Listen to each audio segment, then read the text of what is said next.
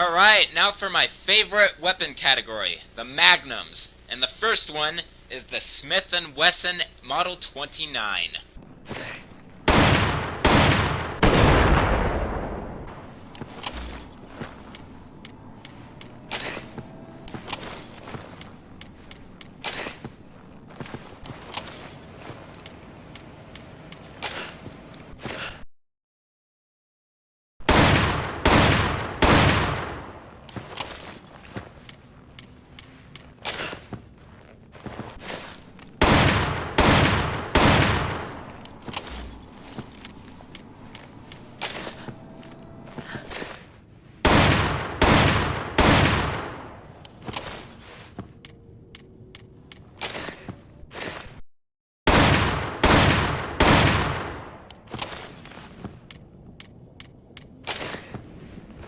Alright, so as I mentioned in Resident Evil 4, almost every game after 4 has 3 magnums. A revolver, a magnum handgun, and a hand cannon. And once again, Resident Evil 6 only has 2 of them. I'm going to test the magnums on a chainsaw Magini. This is an idea given to me by one of my subscribers, so thank you very much.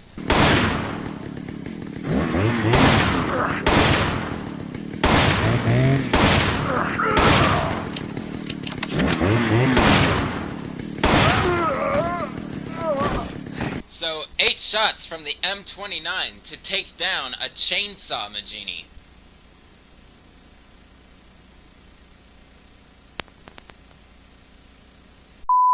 Me. Alright, and just to make it easier on myself, I'm not in professional mode for this test. I'm only in normal mode. So, it might be a little more in professional mode. It should take no more than 13 magnum shots. It would be ridiculous if it took more than that. But anyway, that is non-upgraded. Now let's try fully upgraded.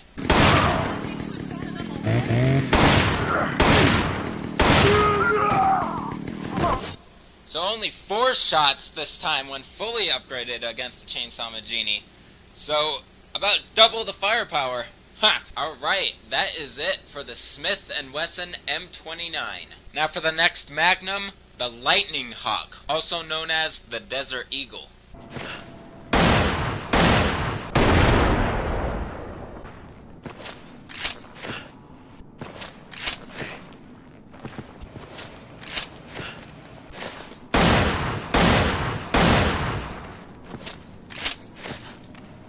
So obviously, since it uses a magazine instead of a revolver, it has the fastest reloading speed of all the magnums.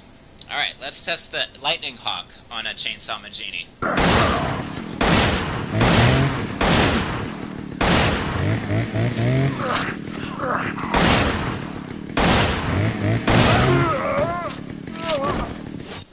Alright, so 8 shots once again to take down a Chainsaw Magini non-upgraded.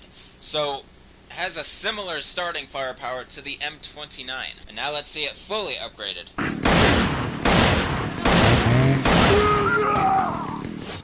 Alright, so only 4 shots from the Lightning Hawk when fully upgraded against the Chainsaw Magini. So, once again, very similar firepower, but I'll be straight with this. The M29 is more powerful than the Lightning Hawk, by far. The only thing the Lightning Hawk has over the M29 is a faster reloading speed. That is it. Alright, that is it for the Lightning Hawk. Now for the last special unlockable magnum, the Smith & Wesson M500, aka hand cannon.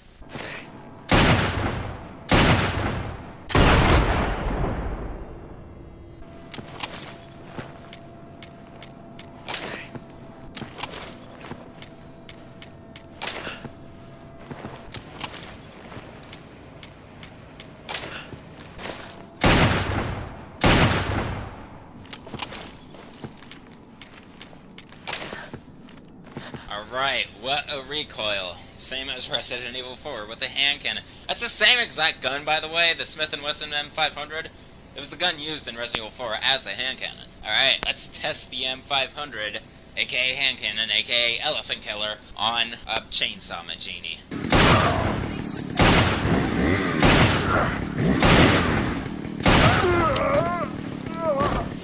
Alright, so only 5 shots with the M500, completely non-upgraded, to take down a chainsaw Magini. So obviously it has the highest starting firepower. I would imagine so, it's a fucking hand cannon. Alright, now to test it fully upgraded.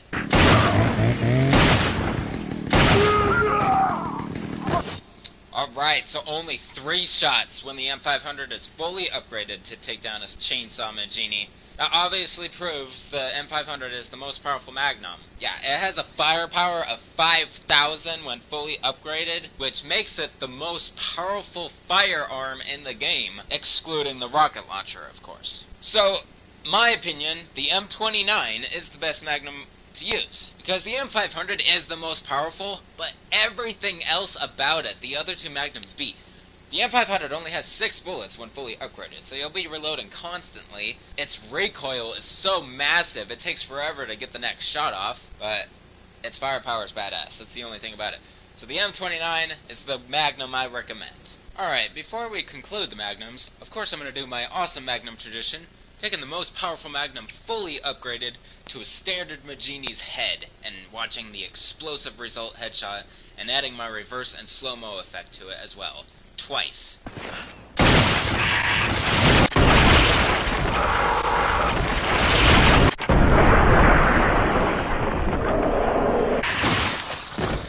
Headshot! Alright, that is it for the Smith & Wesson M500, as well as all the magnums. Alright, these next 2 weapons I'm going to review are character-only weapons. So this one is the Gatling gun, and this is a Chris-only weapon. Now this is what you unlock when you fully upgrade the VZ61 machine gun. So basically, this is the special unlockable machine gun, per se. Alright, so the Gatling gun. This weapon is for Chris only. The rotating barrels fire a seemingly infinite supply of bullets. It fires quickly, but lacks accuracy. Now, I know this weapon all too well due to my Mercenaries Reunion experience. So let's test it out.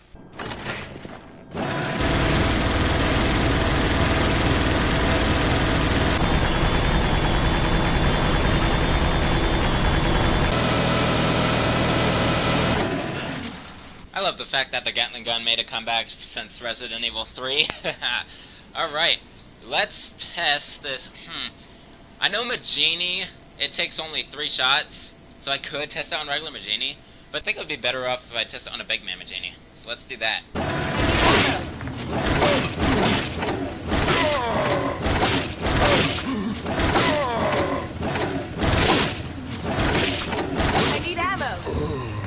Alright, so 14 Gatling gun shots to take down a big man Magini. Or basically, by the 5th time he's supposed to be stunned, that's his kill. And I definitely know this due to my Mercenaries Reunion experience. I mean, I was firing that Gatling gun very slowly to give you the exact number of shots. But if you just hold the trigger down, he'll die within 2 to 3 seconds. So the Gatling gun is a pretty good weapon for beginners who don't give a shit about meleeing. And they really piss me off in Mercenaries mode. Alright, that is it for the Gatling gun. Alright, now for the Sheva-only weapon, the Longbow. Now you unlock this by fully upgrading the S75 sniper rifle. So this can be regarded as the sniper rifle special unlockable weapon. This weapon is for Sheva only, a highly effective weapon in terms of damage. It comes with an unlimited supply of arrows. So yeah, this and the Gatling gun are the only 2 weapons in the game that are infinite no matter what. Alright, let's test Sheva's Longbow out.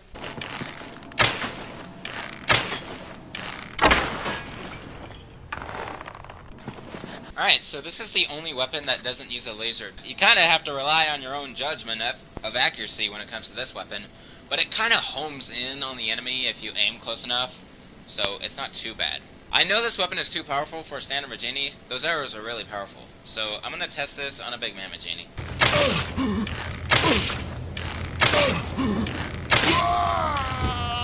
Only 4 arrows from the Longbow to take down a big man Magini in professional mode. So like I said, this Longbow is pretty dang powerful, and it's a really good weapon to have with Sheva once you unlock it, because it's infinite no matter what. The only drawback with this weapon, really, is the fact that it has no laser aim. So, your accuracy is the only thing that's going to suffer here. But like I said, if you aim close enough, it homes in on the enemy, so you'd be alright. Alright, that is it for Sheva's Longbow.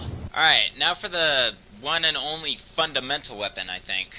The stun rod. As you can see here, I've used it quite a bit, and that's because I play Mercenaries Reunion a lot with Chris Heavy Metal. This weapon temporarily immobilizes opponents with a potent discharge of electricity. Alright, let's test the stun rod out.